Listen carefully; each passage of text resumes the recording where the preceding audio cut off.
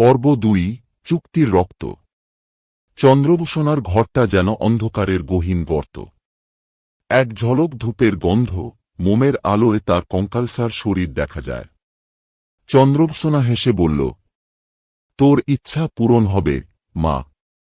কিন্তু মনে রাখবি, প্রতিটা নতুন জীবন কারো না কারো প্রাপ্য কেড়ে নেয়। অঞ্জলি ভয়ে গিলে ফেলল, কিন্তু সে পিছু হটতে পারল না।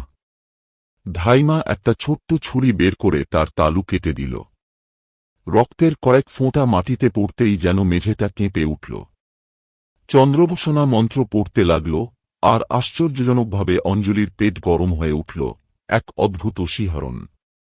7 দিন পর তুই জানতে পারবি তোর সন্তান আসছে, চন্দ্রভূষণা ফিসফিস করল। অঞ্জলি বেরিয়ে এল, তার মন অদ্ভুত উচ্ছ্বাসে ভরা।